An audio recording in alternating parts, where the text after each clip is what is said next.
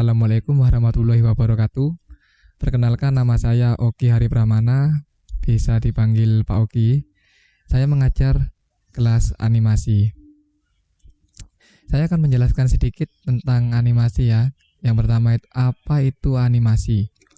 Animasi itu awalnya berasal dari kata bahasa Inggris, yaitu animate, yang artinya menghidupkan atau memberi jiwa dan menggerakkan benda mati. Nanti saya jelaskan ya bagaimana caranya menggerakkan benda mati. Kemudian saya lanjut ke prinsip-prinsip animasi. Yang pertama ada kemampuan menggambar. Kemudian yang kedua menekan dan melentur. Ketiga antisipasi. Kemudian keempat tata gerak.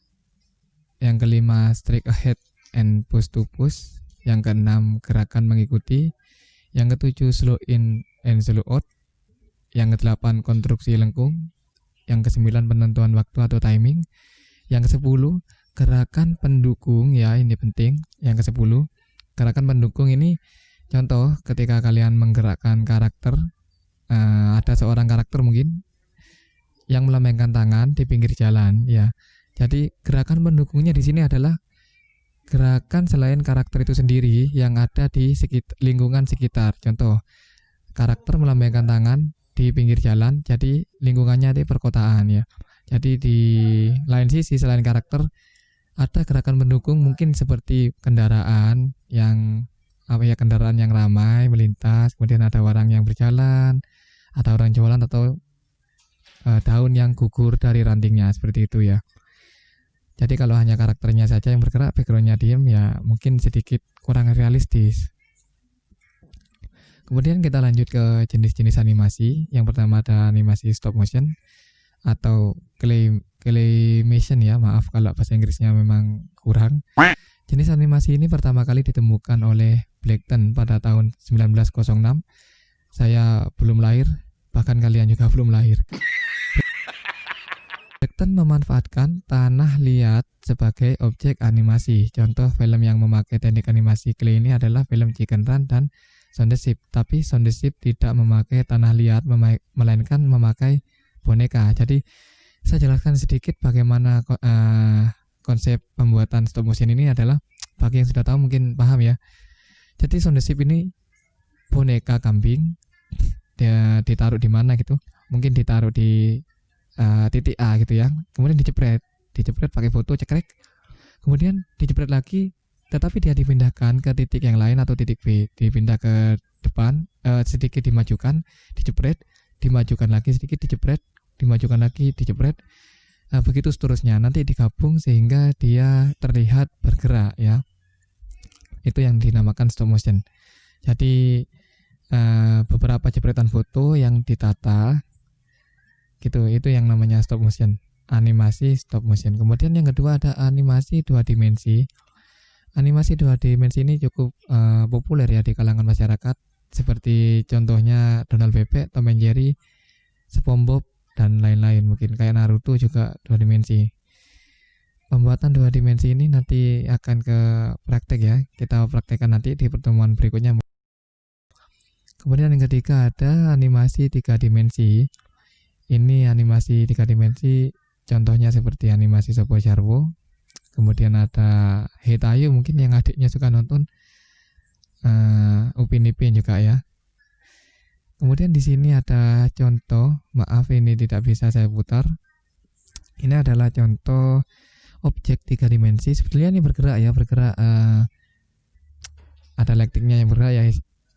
Tapi ini bukan animasi yang ada karakternya. Ini hanyalah animasi 3 dimensi berupa objek saja. Kemudian kita lanjut di nomor 4 yang terakhir ada anime atau animasi Jepang ya. Ini kenapa saya bedakan dari yang tadi, di sini ada stop motion, animasi 2D. Sebetulnya ini sama ya. Anime ini sama dengan animasi 2D karena yang membuat dia beda itu di pewarnaan. Mungkin bagi yang wibu ya, yang wibu mungkin tahu. Saya bukan wibu. Yang membedakan ini adalah di bagian pewarnaan. Pewarnaannya itu berbeda. Mungkin lebih banyak gradasi. Contoh ya, mungkin di rambutnya itu nanti nggak hanya hitam semua, melainkan mungkin ada sedikit pencahayaan atau shadow ya, bayangan gitu. termasuk di bajunya juga. Jadi seolah-olah dia hidup seperti animasi 3D, tapi bukan. Dia tetap 2D. Itu yang membedakan di pewarnaan. Kemudian anime ini jarang menggunakan latar belakang yang hidup. Mungkin kalian sudah paham ya. Jadi mungkin latar belakangnya mungkin hanya abu-abu atau hanya apa gitu. Jarang hidup. Yang hidup hanya karakternya saja. Itu yang membuat dia beda. Kemudian saya lanjutkan ke animasi berdasarkan teknik pembuatannya. Yang pertama ada animasi cel. Kemudian yang kedua ada animasi frame. Ini saya jelaskan sedikit. Animasi frame by frame. Itu contohnya kalian menggambar, ini ada contoh gambar ya. Kalian menggambar gerakan seperti ini. Kemudian menggambar lagi tangannya mungkin sedikit ke atas. Dan menggambar lagi tangannya lebih ke atas. Gambar lagi tangannya lebih ke atas. Nah nanti ketika di play atau digabung, dijadikan satu ya, berurutan. Kemudian di play nanti akan menimbulkan sebuah gerakan ya, yang awalnya tangannya seperti ini, naik. Ya pokoknya dia itu ada gerakan. Itu yang namanya frame by frame. Jadi kalian harus menggambar frame 1 itu kayak apa, frame 2 mungkin berubah sedikit, frame 3 dan seterusnya. Itu yang dinamakan animasi frame by frame. Kemudian ada animasi sprite, ini tidak terlalu populer ya. Kemudian ada animasi pad, ini sama, tidak terlalu populer. Saya jelaskan sedikit ya. Animasi pad ini teknik animasi pad, teknik yang menggunakan objek sepanjang garis yang ditentukan sebagai lintasan. Contohnya dalam pembuatan animasi kereta api, pesawat terbang dan lain-lain. Ini sama halnya dengan membuat ini ya, sama sebentar. Animasi ini sama halnya dengan mungkin kalian membuat bola memantul, tapi memantulnya mengikuti garis seperti itu. Mungkin ini saja yang bisa saya sampaikan. Nanti kelanjutannya kita praktek ya. Mungkin di pertemuan berikutnya insya Allah saya akan membimbing dari awal bagaimana pembuatan animasi 2D, mulai dari penggambaran, pewarnaan, hingga cara menggerakkan atau penggerakan ya. Perlu kalian ketahui sebelum saya tutup, software yang kita gunakan nanti adalah software Adobe Animate CC 2017 ya. Saya ulangi, Adobe Animate CC 2017.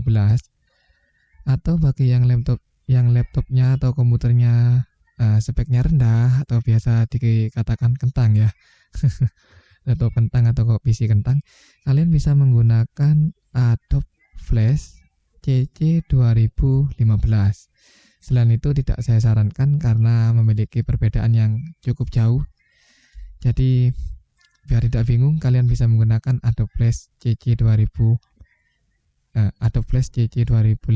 bagi yang laptopnya sedikit rendah, dan laptopnya yang sedikit tinggi spesifikasinya bisa menggunakan Adobe Animate CC 2017.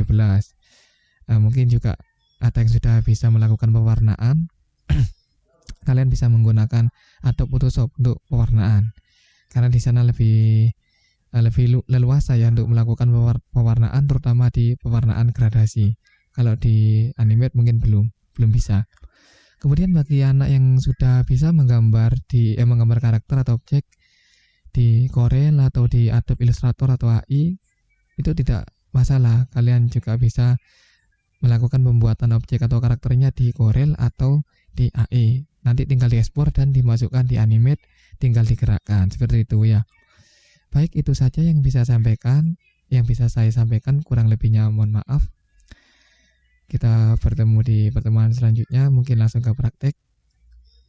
Saya akhiri, wassalamualaikum warahmatullahi wabarakatuh.